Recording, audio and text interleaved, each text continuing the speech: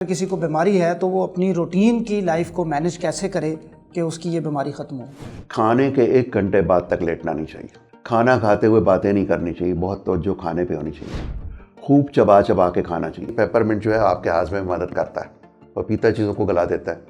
تو ہمیں پانی زیادہ پینا چاہیے. اسفغول کا چھلکا بہت کمال کی چیز ہے اس میں، جو کولیسٹرول کو بھی کم کرتا ہے، آپ کو پش بھی کرتا ہے، گیس کو ایبزارب بھی کرتا ہے. اس پہ جو گیس زیادہ ہے اس پہ فروٹ کا اعتدال سے استعمال لازمی. شوگر میں بعض اوقات گیسٹروپریسز ہو جاتا ہے، یہ کھانا معدے میں پڑا رہتا ہے. کچھ لوگوں کو پروٹین الرجی ہوتی ہے، کچھ لوگوں کو انڈے سے الرجی ہے. پینٹ الرجی تو یورپ میں بہت کامن ہے، اس پہ تو ڈیتھ بھی ہو جاتی ہے. تو ہمیں بھی نوٹ کرنا چاہیے کوئی ایسا پروٹین ہے. سر پانی کا کتنا عمل دخل ہوتا ہے؟ عام طور پہ لوگ کہتے ہیں جی کھانا کھانے سے پہلے پانی پئیں، بعد میں پانی نہ پئیں، درمیان میں پانی نہ پئیں. یہ بہت کنٹروورشیل ایک سوال ہے. اگر آپ بہت زیادہ پانی پئیں کھانے سے پہلے تو آپ اپنے تیزاب کو ڈائلیوٹ کر رہے ہیں، جس نے کھانے میں مکس ہونا ہے اور اس کو چھوٹے چھوٹے ٹکڑوں میں بانٹنا ہے. درمیان میں پانی پینا مناسب ہے، اس لیے کہ وہ آپ کے کھانے کو مکس کر دے گا. پہلے کریں گے تو لازمی طور پہ وہ اسٹمک ڈائلیوٹ ہو جائے گا اس کا. بعد میں تھوڑا بہت پی لیں، کھانے کے 1 گھنٹے کے بعد پی لیں. یہ ضروری بات ہے کہ بہت زیادہ ہم اس کو ڈائلیوٹ نہ کریں. اس سے یہ ہوتا ہے کہ ہمارے سارے انزائم جو اس کو ہضم کرنے والے ہیں ان کی مقدار فوڈ میں کم ہو جاتی ہے. اچھا سر، یہ ساری چیزیں تو آپ نے وجوہات بتا دیں اور ہماری ڈائٹری ہیبٹس ہیں کہ کس وجہ سے یہ گیس بنتی ہے یا بیماری کب بن جاتی ہے. اس کو اب کیسے ختم کر سکتے ہیں ہم؟ یا اگر کسی کو بیماری ہے تو وہ اپنی روٹین کی لائف کو مینج کیسے کرے کہ اس کی یہ بیماری ختم ہو؟ ایک تو عمومی طور پہ ہم نے دیکھا ہے کہ رات کو کھانا کھایا اور لیٹ گئے، ٹی وی دیکھنا شروع کر دیا. کھانے کے 1 گھنٹے بعد تک لیٹنا نہیں چاہیے. کھانا کھاتے ہوئے باتیں نہیں کرنی چاہیے. بہت توجہ کھانے پہ ہونی چاہیے. خوب چبا چبا کے کھانا چاہیے. آپ باتیں کریں گے تو گیس جانی ہی جانی ہے. کولڈ ڈرنکس اس کے ساتھ بالکل نہیں پئیں، اس سے گیس چلی جائے گی. اسی طرح جب ہم اسٹرا سے پیتے ہیں تب بھی گیس جاتی ہے. لوگ جو چوئنگم ہر وقت چباتے رہتے ہیں یا ایسے پان کھاتے رہتے ہیں اس سے بھی گیس جائے گی. تو ایک تو ان کو اوائڈ کرنا ہے. دوسرا ان چیزوں کو اوائڈ کرنا ہے، اسپیشلی آپ دودھ کو ہم سمجھتے ہیں کہ دودھ بڑا قبض کشا ہے. کچھ لوگوں میں لیکٹیز ڈیفیشنسی ہوتی ہے.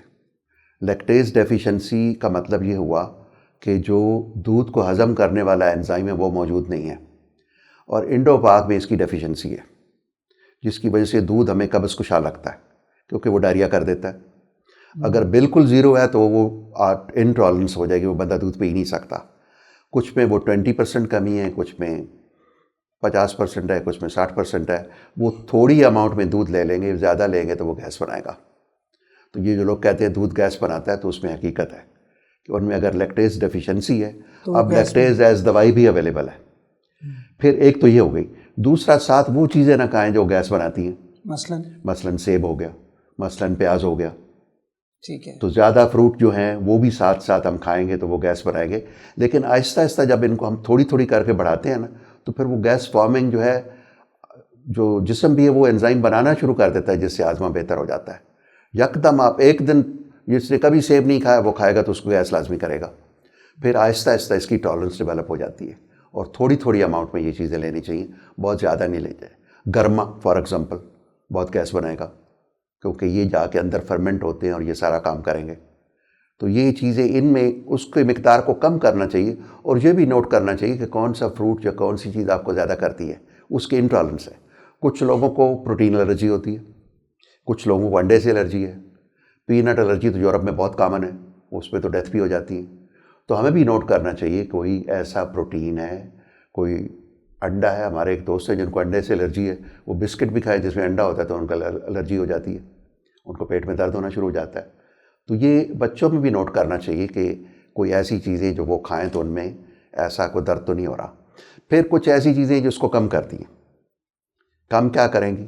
جو ہم پودینہ ہے، اجوائن ہے، یہ لوگ چٹنی بناتے تھے، اناردانے کی چٹنی، پودینے کی چٹنی، یہ ٹریڈیشنل ہماری ہربل میڈیسن تھی. تو یہ چیزیں لازمی طور پہ یہ گیس کے اخراج پہ مدد کرتی ہیں. تو یہ بھی ایسی فائدہ مند ہے اس چیز. مریض جی کے بالکل، لیے. یہ اس میں فائدہ مند ہے. پودینے کی چٹنی اجوائن ہے، پودینہ ہے، پیپرمنٹ تو باقاعدہ استعمال ہوتا ہے اس کام کے لیے. تو اس میں پیپرمنٹ جو ہے آپ کے ہاضمے میں مدد کرتا ہے. پھر پیپین ہے، جس طرح پپیتا ہے، پپیتا چیزوں کو گلا دیتا ہے. تو پپیتا بہت یوزفل چیز ہے اس کے لیے کہ جو آگے اس کو چلائے گا بھی صحیح، اور آپ کے ہاضمے میں مدد کرے گا. پھر ڈاکٹر کو دیکھنا ہے کہ آپ کے اندر کوئی پتے کی لبلبے کی یعنی میل ابزارپشن والی کوئی چیز تو نہیں ہے. فار ایگزامپل سیلک ڈیزیز ہے, گلوٹن ہے, گلوٹن سینسٹیوٹی ہے کسی کو, سیلک ڈیزیز ہے, تو اس پہ بھی گیس بنے گی.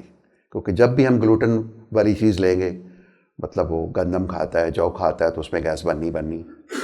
اس میں پھر یہ بھی ہوتا ہے کہ جب میل ابزارپشن ہوتی ہے تو اسپیشلی فیٹ سالوبل وٹامن جو ہے نا وہ نہیں ہوتے. وٹامن اے, ڈی, ای, کے, یہ وہ ہیں جو فیٹ سالوبل ہیں. تو جب فیٹ نہیں ہوتا یا پتا نہیں ہوتا تو ان کی بہت کمی ہو جاتی ہے, اور ڈی کی وجہ سے پھر آپ کو آسٹیوپروسس اور ہڈیوں کا بھربھراپن اور وہ چیزیں شروع ہو سکتی ہیں لانگ ٹرم میں. وہ سیلک ڈیزیز میں بھی ہوں گی, وہ میل ابزارپشن سنڈروم میں بھی ہوں گی. تو جس کو بہت چھوٹے چھوٹے اسٹول آ رہے ہیں, چھوٹے چھوٹے پخانے آتے ہیں, بار بار آتے ہیں, گیس خارج ہوتی ہے, تو یہ بڑی آنت کا پرابلم ہے. اگر بہت بڑے بڑے گیس والے آتے ہیں اور وہ فلوٹ کرتے ہیں آپ کے ٹوائلٹ سیٹ کے پانی کے اوپر, تو یہ فیٹ میل ابزارپشن ہے. تو اس میں لائپیزز کی کمی ہے جو فیٹ کو ایبزارب کرتے ہیں, اور یہ عمومی طور پہ پینکریاس کی فالٹ ہوتی ہے. پینکریاٹائٹس ہو گیا, لبلبے کی سوزش ہو گئی, اس کا کام ہو گیا, تو اس میں یہ ساری باتیں آئیں گی. اور یہ بہت بڑے اسٹول ہوتے ہیں, اتنا لگتا ہے کہ بس پخانہ ہی پخانہ آئے جا رہا ہے. تو یہ عام لوگوں کے لیے یہ ڈفرینسیشن ہے کہ چھوٹے چھوٹے بار بار پخانے آ رہے ہیں تو یہ بڑی آنت کا مسئلہ ہے, اور بہت بڑا پخانہ آتا ہے, بہت والیوم میں زیادہ ہے, تو یہ چھوٹی آنت کا پرابلم ہے. اس صورت میں لازمی طور پہ ڈاکٹر کو کنٹیکٹ کرنا چاہیے. عام گیس تو سب کو ہوگی, وہ تو جیسے بھی ہم فروٹ زیادہ کھا لیں گے. اسی طرح اگر ہم معدے کی طرف جاتے ہیں, پروٹین اتنا کام نہیں کرے گا, لیکن پروٹین کانسٹیپیشن ہو جائے گی. اسی طرح لوگوں کو جن کو کانسٹیپیشن ہے ان کی گیس رک جائے گی. تو ہمیں پانی زیادہ پینا چاہیے. اسفغول کا چھلکا بہت کمال کی چیز ہے اس میں, جو کولیسٹرول کو بھی کم کرتا ہے, آپ کو پش بھی کرتا ہے, گیس کو ایبزارب بھی کرتا ہے. تو یہ بھی ایک ایسی چیز ہے جس کو ہمیں روٹین میں استعمال کرنا چاہیے, جس میں بہت ہی نیچرل ہے اور بہت کانسٹیپیشن کو روکے گا اور آپ کی ہوا کو چلائے گا. کوئی بھی مریض وہ گیس والا یا کانسٹیپیشن والا کوئی بھی شخص اس کو یوز کرے؟ جی بالکل لازمی اس کو کریں, لیکن اس پہ جو گیس زیادہ ہے اس پہ فروٹ کا اعتدال سے استعمال لازمی. اور ہم اس کو چیک بھی کر سکتے ہیں.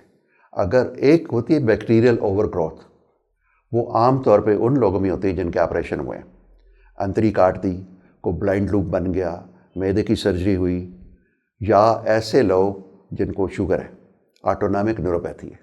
شوگر میں بعض اوقات گیسٹروپریسز ہو جاتا ہے, یہ کھانا معدے میں پڑا رہتا ہے, وہ گھنٹوں پڑا رہے گا, وہ پورا دن پڑا رہے گا, آگے نہیں چلے گا, انتری میں نہیں چلے گا. تو ڈائبیٹک ڈائریا بھی ہو جاتا ہے, ڈائبیٹک کانسٹیپیشن بھی ہو جاتی ہے. جب بہت زیادہ کھانا چھوٹی آنت میں رہے گا تو اس کو کہتے ہیں ہم بیکٹیریل اوور گروتھ ہو گئی.